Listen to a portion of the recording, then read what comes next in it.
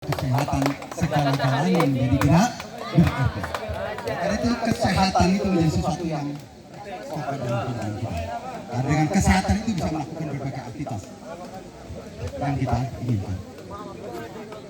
Apa sih yang melatar belakangi?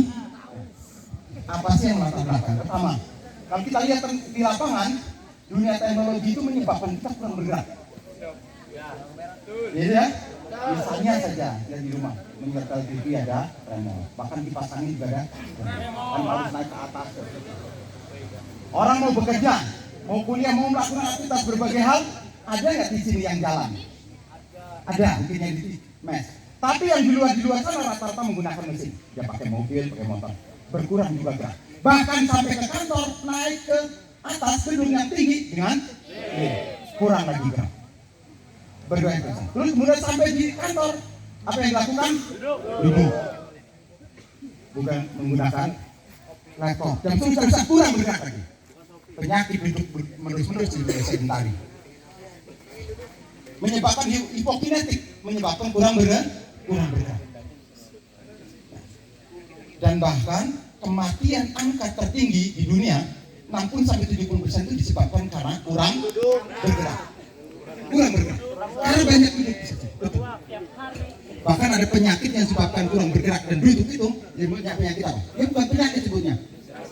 Ambeien. Disebabkan adalah banyak duduk.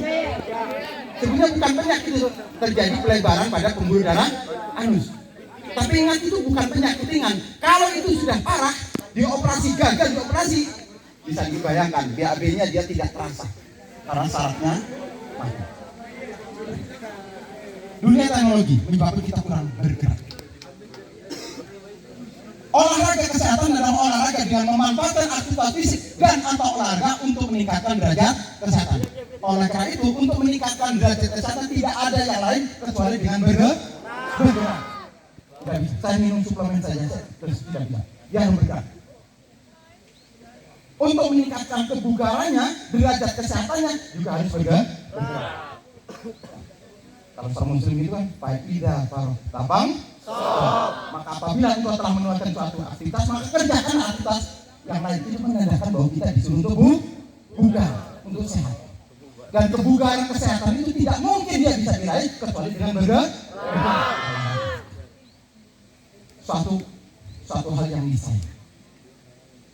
Seorang kurang bergerak, mungkin bisa jadi dalam pekan, 2 pekan dan seterusnya.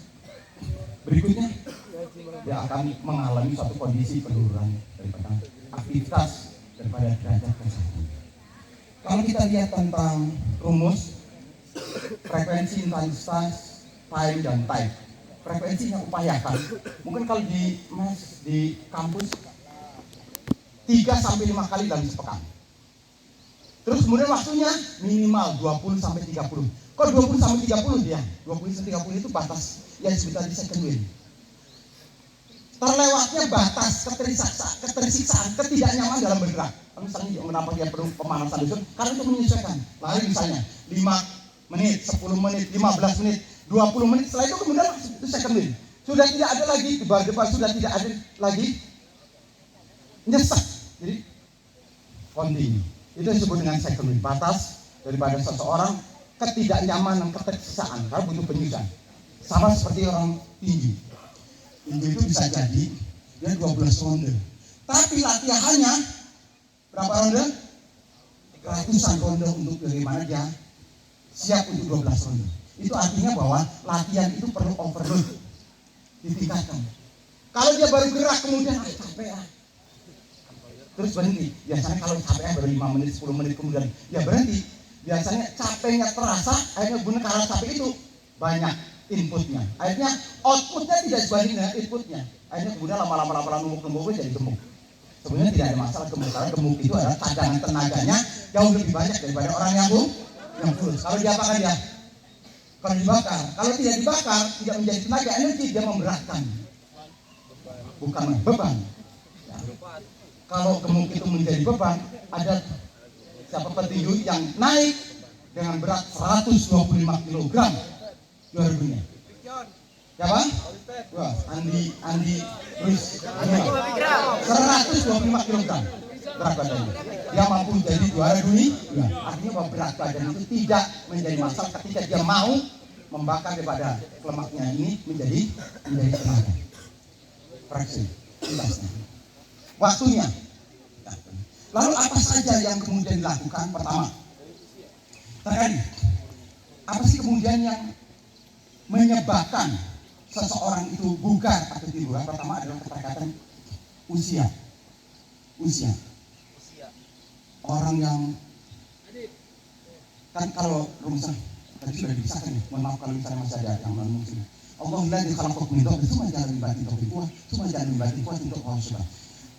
Lemah, pemuda, kuat, lemah lagi. Itu suatu siklus yang tidak bisa dihindarkan. Kalau Profesor Sudargono 0 sampai 20% adalah progresif naik, 20 sampai 40 usianya itu stabil, kemudian regresif di 40. Tetapi kebugaran ini kalau dia dilatih penurunannya 4 sampai 5% saja. Tetapi kalau tidak dilatih tidak bugar itu 8 sampai 10% drop. Apalagi ditambah dengan penyakit itu dropnya sangat. Oleh karena itu olahraga di usia muda itu dia akan lebih mempertahankan daripada kebugarannya di masa tua. Saya dari muda sekolahnya di olahraga. Saya dulu sekolah di sekolah guru olahraga di Tegal. Ikut sprint dan dari jauh. Ikut latihan untuk trilomba juang. Trilomba juang itu berapa? Trilomba juang 17 Agustus 1945. 17 kilo, 8 kilo dan 45 kilo. Dilombakan, sekarang sudah hilang. Begitu SCU ini soal guru olahraga dihilangkan, terus trilomba juang ini lomba dihilangkan.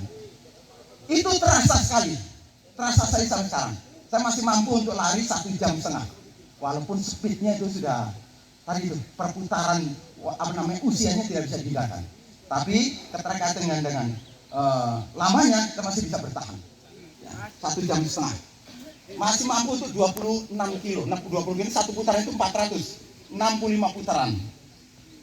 Tapi memang speednya sudah. Jadi itu terkait dengan usia. Kemudian yang kedua yang mempengaruhi kebugaran jenis kelamin. Pasti laki-laki itu lebih bugar daripada perempuan. Ar-rijalu qawwamuna 'alan nisa. Laki-laki itu lebih bugar. Oleh karena laki-laki harus lebih bugar, lebih kuat daripada perempuan. Kalau anak laki-laki nggak lebih bugar dari anak perempuan cemen. Nah, harus lebih bugar, harus lebih kuat, harus seorang pemimpin, harus kuat. Ya. Jadi apa tadi? Jenis kelamin. Laki-laki menyumbangkan 25 sampai 40% rakyat tentang kebugarannya. Yang ketiga yang mempengaruhi adalah lemak tubuh. Makin berat, rumusnya bagaimana? Lemak tubuh. Makin berat badannya, kebugarannya semakin naik atau semakin turun? Semakin turun dia. Kebugaran semakin naik, kebugaran semakin turun. Lemak. Lalu kemudian yang terkait dengan tidak bisa, ini adalah keterkaitan fisik, ya, fisik, ya, lemak tubuh. Oleh karena itu apa? Harus dibakar. Jadi orang gemuk itu sebetulnya cadangan. Rekan sekalian, apa saja yang terkait dengan kebugaran? Pertama, peningkatan daya tahan jantung dan paru atau peningkatan daya tahan kardiovaskular. Ya. Kalau kemudian dia tidak bisa untuk kemudian meningkatkan secara cepat, maka dia dilakukan dengan tadi olahraganya aerobik. Aerobik itu apa? Olahraga yang dilakukan dalam jangka yang lama tanpa menimbulkan kelelahan yang berarti. Apa saja misalnya? Ya, jogging, jalan, bersepeda, senam gitu ya. Jadi kegiatan aerobik bisa dilakukan dari itu. Kemudian yang kedua kekuatan otot. Yang tiga daya tahan otot. Yang empat fleksibilitas. Nah, sekarang jalan. Fleksibilitas. Latihan untuk fleksibilitas usahakan maksimal. Jom lutut.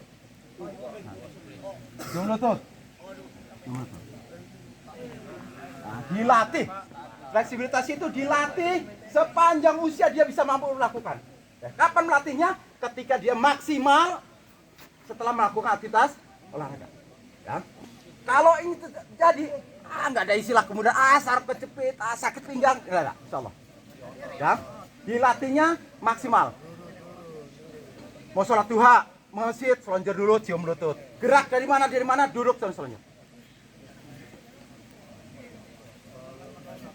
Kapan sampai batas? Sampai second wind. Dan sampai ada.